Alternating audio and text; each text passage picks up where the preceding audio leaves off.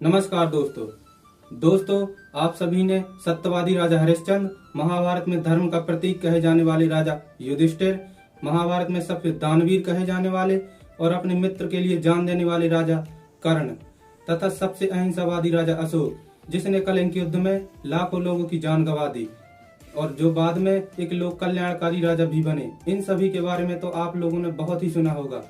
चलिए आज हम आपको एक ऐसे व्यक्ति के बारे में बताने वाले हैं जिन्होंने बिना किसी अस्त्र शस्त्र और बिना कोई युद्ध किए इन महान हस्तियों के जैसी बेमिसाल उपलब्धि हासिल की है। दोस्तों, अगर आपको कभी अपनी जिंदगी में अकेले चलना पड़ता है तो आप डरिए मत कि मैं अकेले जा रहा हूँ, बल्कि आप अपने कदमों को अपनी मंजिल की तरफ लगातार आगे बढ़ाते रहिए, क्योंकि चिता पर लेटकर शमशान के लिए अकेले ही जाना पड़ता है और दुनिया पर राज करने के लिए राज सिंहासन पर अकेले ही बैठना पड़ता है। तो चलिए बिना किसी देर किए हुए जानते हैं उस व्यक्ति के बारे में जिसके जीवन में एक ऐसी घटना घटी कि उन्होंने उस घटना में ही अपनी पूरी जिंदगी का मकसद ढूंढ लिया। दोस्तों, वास्तव में आज की दुनिया में इंसान अपने लिए जी रहे हैं। अपना पेट भरने के बाद अगर कुछ बचता है तब कहीं दूसरों के बारे में सोचते हैं लोग, मगर ऐसे सभी लोग नहीं होते हैं। आज भी हमारे बीच कुछ ऐसे लोग मौजूद हैं जो यह मानते हैं कि इंसान का सबसे पहला कर्तव्य दूसरों की मदद करना है। ऐसे ही एक व्यक्ति है ऑस्ट्रेलिया के निवासी जेम्स हैरिसन, जिन्होंने अपनी पूरी जिंदगी मासूमों की जान बचाने में लगा दी। दरअसल कहानी की शुरुआत होती है साल 1951 ईस्वी से। इन्हीं दिनों ऑस्ट्रेलिया में एक 13 वर्ष का बालक गंभीर रूप से बीमार हो जाता है, जिसका नाम था जेम्स हैरिसन।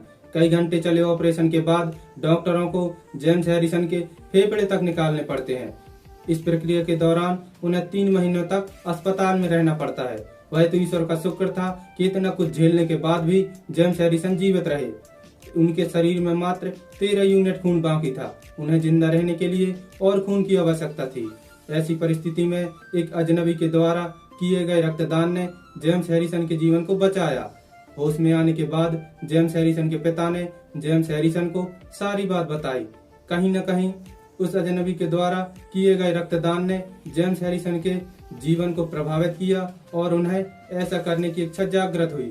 किंतु ऑस्ट्रेलियन कानून के मुताबिक वह 18 वर्ष की आयु पूरी किए बिना अपना रक्तदान नहीं कर सकते थे, इसलिए उन्हें 4 वर्षों के लिए अपनी इस इच्छा को दबाना पड़ता है।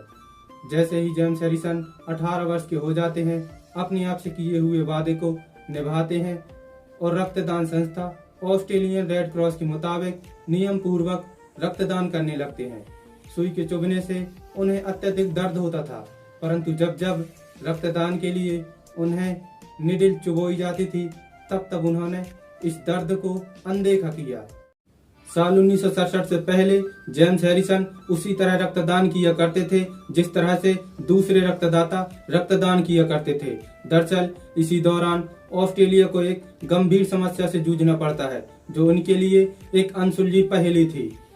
दरअसल इसी दौरान ऑस्ट्रेलिया में लगातार गर्भवती महिलाओं का गर्भपात, प्रसव के दौरान मृत शिशुओं को जन्म देना या जन्म के बाद शिशुओं में दिमाग संबंधी बीमारियों का पाया जाना यह एक आम बात हो गई थी।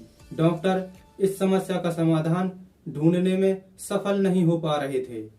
डॉक्टरों के द्वारा इस समस्या की गुत्थी को सुलझाने के बाद यह पाया गया कि ऐसी स्थिति तब पैदा होती है जब गर्भवती महिला का ब्लड ग्रुप RH पॉजिटिव और बच्चे का ब्लड ग्रुप RH नेगेटिव होता है, जो उसे पिता से प्राप्त होता है।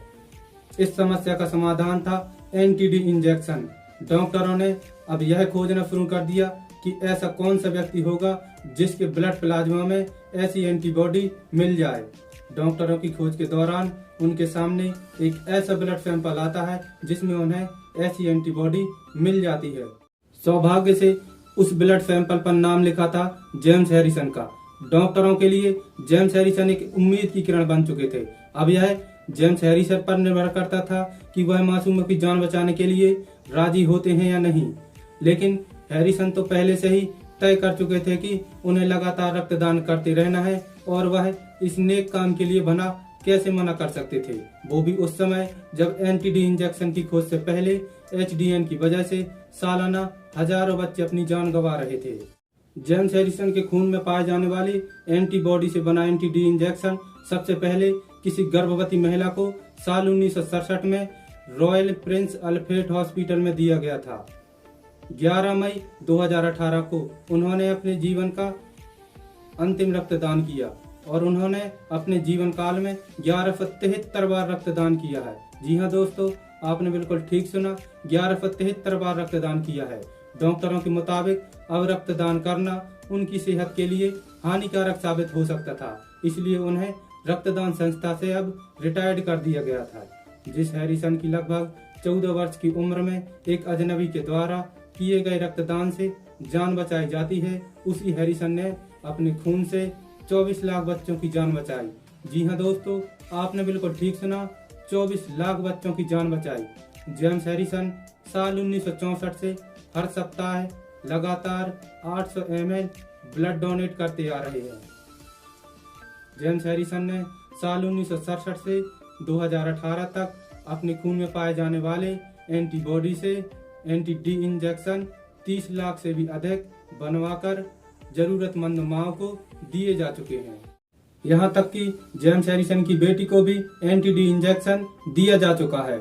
उनके इस काम के लिए ऑस्ट्रेलिया सरकार ने उन्हें ऑस्ट्रेलिया का सम्मान medal of the honour of Australia से सम्मानित किया। उनका नाम Guinness book of world record में भी दर्ज है। अपनी बाजू पर हजारों नीडल्स का निशान गुदवाने वाले जेम्स हैरिसन को the man with the golden arm जैसा उपनाम दिया गया। उनका कहना है कि उनके द्वारा बनाए गए इस रिकॉर्ड को जल्द ही कोई तोड़े, ताकि ये मुहिम इसी तरह से लगातार आगे बढ़ती रहे। दोस्तों, अकेले चलना हमें जेम्स हैरिसन से सीखना चाहिए, क्योंकि अगर जेम्स हैरिसन सोचते कि मैं अकेले यह काम कैसे कर सकता हूं, तो इतने मासूमों की जान कौन बचाता।